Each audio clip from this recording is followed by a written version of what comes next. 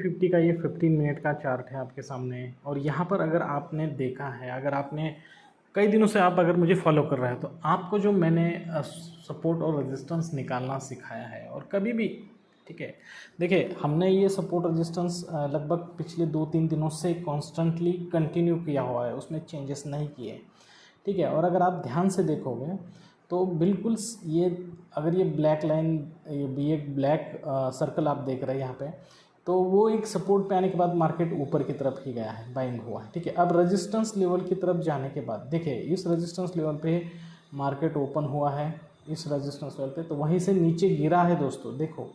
और जैसे ही support level पे आया है वहीं से ऊपर ही आया है दोस्तों। तो ये सपोर्ट रेजिस्टेंस काफ़ी इंपॉर्टेंट चीज़ है। और मैंने आपको पहले ही बोल दिया है दोस्तों कि मार्केट में आप अगर नए हो और अगर आपको मार्केट के बारे में ज़्यादा कुछ पता नहीं है, तो आपको ज़्यादा कुछ जानने की ज़रूरत नहीं है।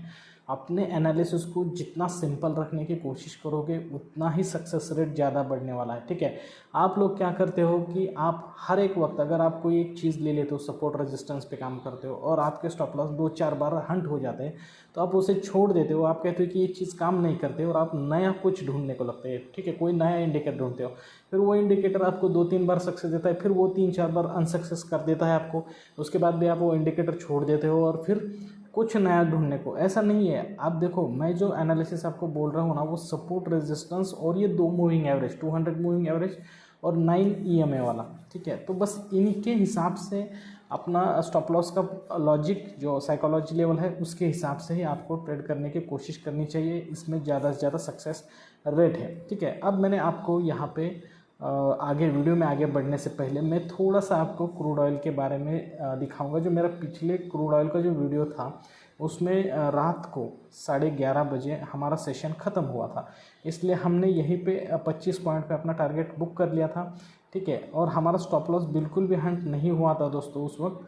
जैसे हमने एंट्री की थी, मार्केट हमारे रिवर्स आया था, लेकिन स्टॉप लॉस हंट नहीं हुआ था। और यहाँ पे सेशन ख़त्म होने की वजह से हमने यहाँ पर अपना ट्रेड क्लोज कर लिया था। लेकिन उसके बाद दूसरे दिन हम मार्केट ओपन हुआ और उसने हमारा टारगेट अचीव किया। उसके बाद भी मार्केट हमारे अगेंस्ट गया, लेकिन उसने इस वक्त भी हमारा स्टॉप लॉस हंट नहीं किया है, और यहाँ से मार्केट इतने नीचे की तरफ आया है। अगर अब हम यहाँ पर ध्यान से देखें, अगर हमारा स्टॉप लॉस, हमने ये 1:1 रेशो लिया था ना, ठीक है, 1:1 रेशो लिया था। तो अब यहाँ पे हम इसे अगर 1:2 करें, कितना होता है देखेंगे हम नीचे की तरफ। यहाँ पर कहाँ तक आए हैं लाइंस, देखिए इसका लो जो है, इसके लो तक ले लेते हैं, देखिए 1.80 तक। तो यहाँ पर बताने वाली चीज़ ये है, देखो ये एक एजुकेशनल वीडियो है। यहाँ पर मैं आपको कुछ भी यहाँ पर कॉल वगैरह नहीं देता हूँ, लेकिन आपको सिखाता हूँ कि किस तरीके से एनालिसिस करके आप एक सही डायरेक्शन पकड़ सकते हो। अगर उस दिन आपका टारगेट अचीव नहीं होता है, तो नेक्स्ट डे आपका टारगेट ज़रूर अचीव होगा। लेकिन मैं यहाँ पर आपको रिकमेंड करूँगा कि आप ओवरनाइट कैरी फॉरवर्ड बिल्कुल भी ना करना।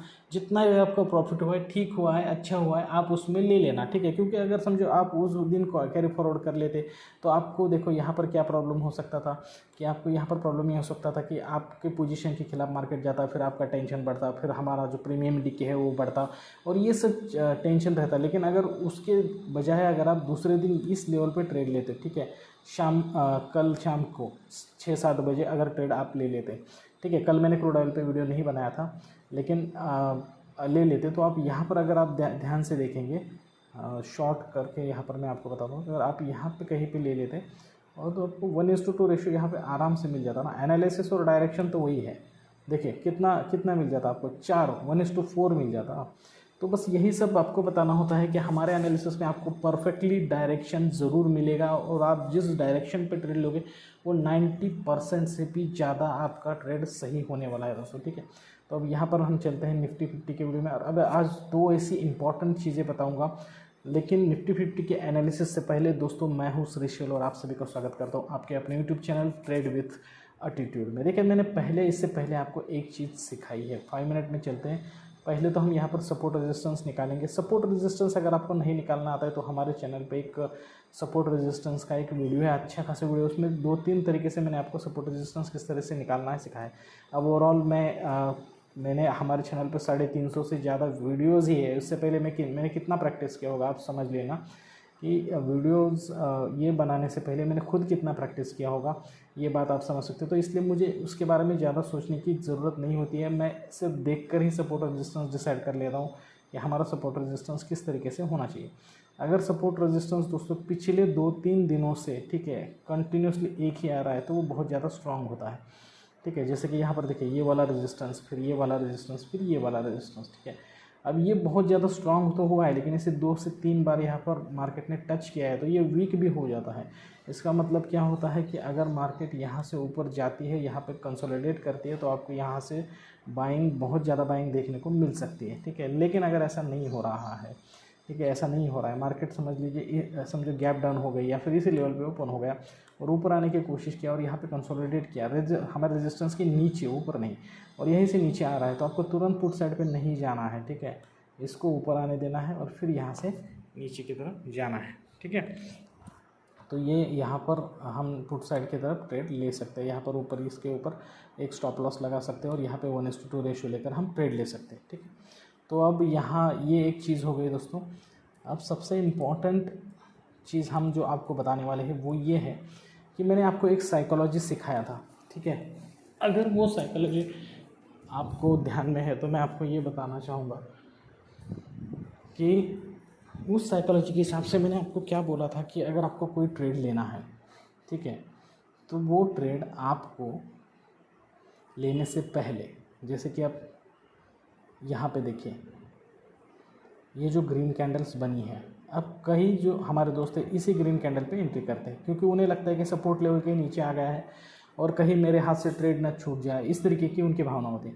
लेकिन आप ये सोचना कि इस ग्रीन कैंडल का स्टॉप लॉस यहाँ के बायर ने कहाँ पे लगाया होगा, कहीं यहाँ पे लगाया होगा या फिर इस सपोर्ट के नीचे लगाया होगा।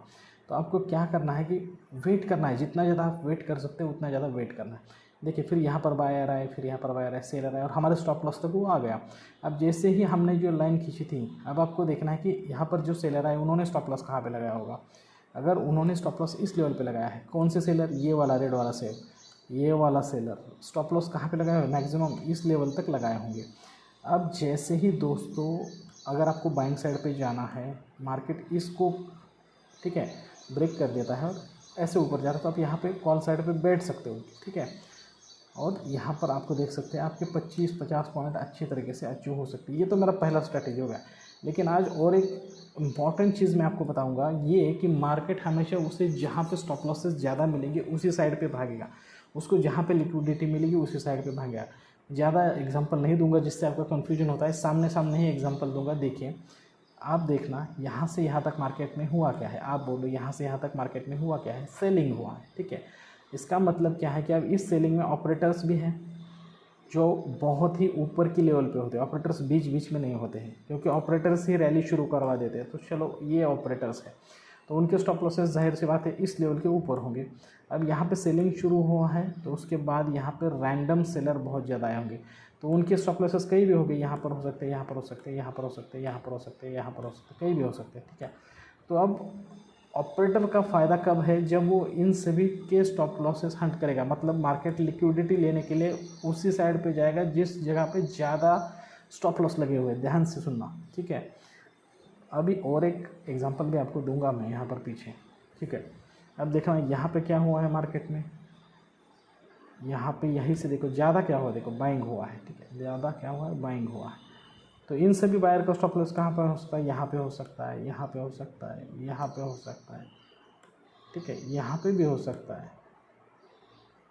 तो देखो अब यहाँ पे क्या हुआ है, ये सभी स्टॉप लॉसेस मार्केट ने खा लिए यहाँ पर आकर। बस ये दोनों चीज़ें ध्यान में रखना, आपके ट्रेडिंग के एक्सपीरियंस या फिर आप इस पर आप प्रैक्टिस ज़रूर करना। ये दोनों चीज़ें कौन सी, एक तो एंट्री लेने से पहले जल्दबाजी नहीं करना है। अगर एंट्री लेना है आपको तो जल्दबाजी नहीं करना है। जैसे कि अगर पुट साइड पे एंट्री लेनी थी आपको, ये बड़ी कैंडल बनी, पुट साइड पे एंट्री लेना था, तो आपको वेट क्या करना चाहिए कि यहाँ पे जो सेलर आए उनके स्टॉप लॉसेस कहाँ पे लगे होंगे, यहाँ पे लगे होंगे, कुछ सेलर के यहाँ पे लगे होंगे। तो आपको वेट करना चाहिए कि कहाँ तक वो बायर को लेके आता है, ठीक है।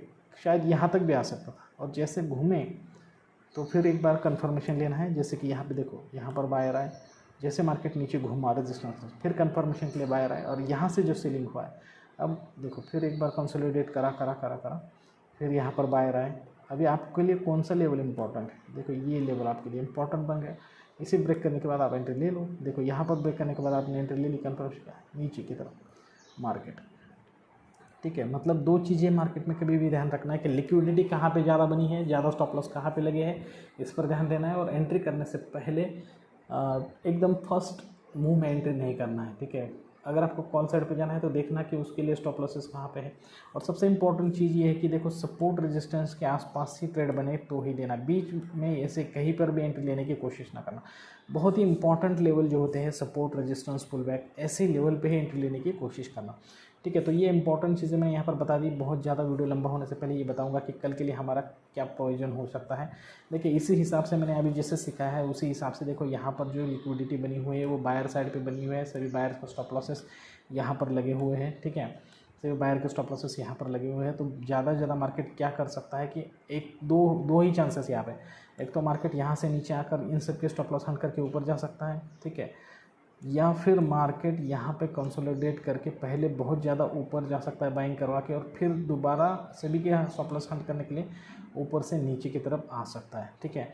या फिर दूसरा चांस क्या हो सकता है कि यहाँ से डायरेक्टली सेलिंग की रैली दे सकता है, या फिर गैप डाउन ओपन हो सकता है यहाँ पे नीचे बहुत ज़्यादा, और यहाँ से कंसोलिडेट करके आपको बाइंग की रैली दे सकता है। चाहे जो भी हो जाए, आपको सिर्फ मैंने जिसके तरीके से बताया कि एंट्री किस तरीके से करना है और ठीक है स्टॉप लॉस किस तरीके से लगाना है और किस साइड पे मार्केट जाना है, ये सब मार्केट तैयार होने दीजिए। दोपहर 12 बजे के बाद देखना है, इन दोनों पॉइंट के ऊपर सोचना है और फिर एंट्री करना है दोस्तों, ठीक है दोस्तों। तो निफ्टी में आज के लिए बस इतना ही। सपोर्ट रेजिस्टेंस के लेवल मैंने यहाँ पर निकाल के दिए हैं, उन लेवल को ध्यान में रखना, ये 100% काम करेंगे दोस्तों। ये वीडियो अगर आपको अच्छा लगा है तो प्लीज़ हमारे चैनल को सब्सक्राइब करना, लाइक करना, शेयर करना, ज़्यादा से ज़्यादा अपने दोस्तों और रिश्तेदार के साथ हमारे चैनल को शेयर कीजिए, ठीक है।